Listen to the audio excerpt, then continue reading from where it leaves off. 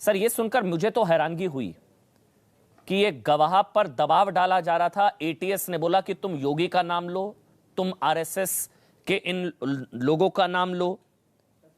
किस लिए? नहीं, मैं अगर आप पूरी पृष्ठभूमि को देखें तो 2008 का जो मालेगांव ब्लास्ट था वो केंद्र बिंदु है। अगर वो मजबूरी थी वो करवाने की, क्योंकि उसके बिना हिंदू टेरर की वो रचना नहीं की जा सकती थी, क्योंकि 26 से 11 के पहले लोगों को ये बताना था कि एक हिंदू टेरर नाम का भी कोई चीज़ है, नहीं तो कोई इसकी क्रेडिबिलिटी नहीं होती 26 से 11 के बाद। अब आप अपने ही चैनल के फुटेज पे चले जाएं, आप ये डीजीपी पसरीचा का 2008 मालेगांव के कुछ दिनों के बाद उन्होंने जो प्रेस कॉन्फ्रेंस बुलाया था, वो उस प्रेस कॉन्फ्रेंस को आप उस पे जा सकते हैं और उन्होंने क्या कहा था उस समय। Shehzad Poonawalla, very poorly written script. Shehzad Poonawalla, मतलब ये लोग उस वक्त योगी को आतंकी बनाने का प्लान था 2008 में। 2008 से लेकर 2021 अब तक कुछ बदला नहीं है। अभी भी हिंदुत्व, आईएसआईएस, बोको हराम, तो उसी प्लान में लगे हुए हैं। अभी तक कुछ नहीं बदला।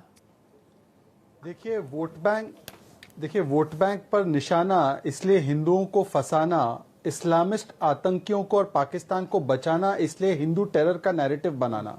आपको याद होगा ये शुरुआत कहां से हुई? शुरुआत राहुल गांधी से हुई, जब उन्होंने यूएस के एम्बेसडर से कहा था, और मुझे लगता है आरएसएन सिंह इस बात को भली भांति जानते हैं कि उन्होंने कहा था कि एलईटी का आतंकवादी खतरनाक नहीं होता, हिंदुत्व और हिंदू जो होता है वो खतरनाक होता है। उसके बाद आपको याद होगा कि किस प्रकार से हिंदू टेरर के शब्द को गढ़ा गया उस समय के तत्कालीन गृह मंत्री द्वारा, चाहे वो चिदम्बरम जी हो, चाहे वो सुशील कुमार शिंदे हो।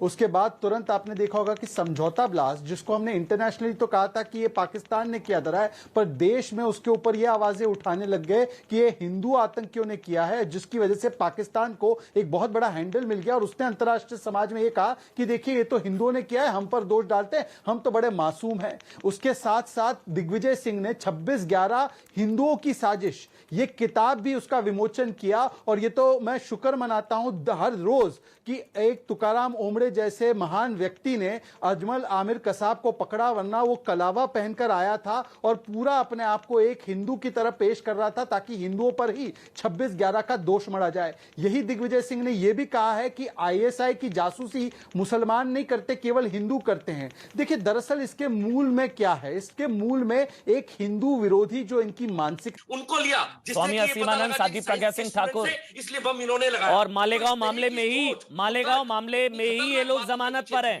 तो अब तो सवाल इसलिए उठेंगे क्योंकि इसी मामले में साध्वी प्रज्ञा सिंह ठाकुर, लेफ्टिनेंट कर्नल श्रीकांत पुरोहित, सुधाकर द्विवेदी, मेजर रमेश उपाध्याय, अजय रहीकर और समीर कुलकर्णी, ये सब जमानत पर जेल से बाहर हैं इसी मामले में। और मालेगांव मामले में 14 से 15 गवाह पलट चुके हैं।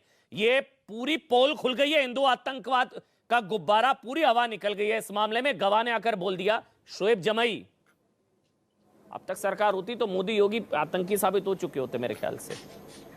पूरी कोशिश थी, पूरी प्लानिंग थी, शोएब जमई। और अब तो सवाल इस पे भी उठेंगे, मालेगांव पर भी, समझौता पर भी, अजमेर पर भी।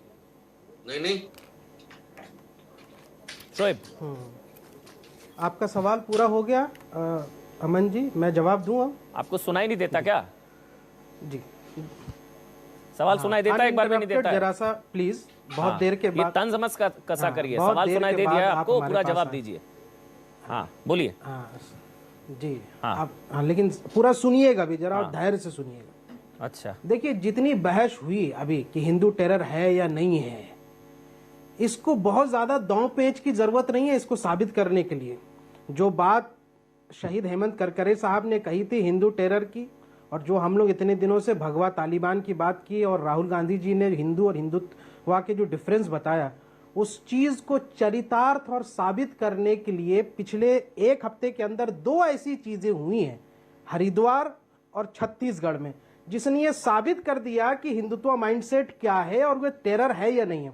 हरिद्वार में खुलेआम नरसंहार का ऐलान किया जाता है कम्युनिटी के खिलाफ, तो इससे साबित होता है कि मालेगांव हिंदू आतंकवाद का नतीजा था। सुन लीजिए, इससे ये साबित होता है, मैं बता रहा हूं, उस दांव पेच में गए बगैर ही सिर्फ ये दो चीजें, पिछले एक हफ्ते की ये दो चीजें ये सिद्ध कर देगी कि हिंदुत्व आतंकवाद क्या है और हिंदुत्व टेरर क्या है। दूसरी बात, मैं टेक्निकल पहलू एक चीज बोल रहा हूं बीच में, आप आगे मालेगांव पूरा की बात बोलिएगा। कर रहे हैं, मैं इसी केस पे आ रहा हूं। अगर यही पैमाना होगा ना, मैं इसी केस पे आ रहा हूं, मैं जवाब तो ये विशेष धर्म जो है ना इस्लामिक, फिर मैं इस्लामिक, आप हिंदुत्व बोलेंगे तो मैं इस्लामिक बोलूंगा, ये फिर इंस्टीट्यूशन ऑफ टेररिज्म होगा फिर।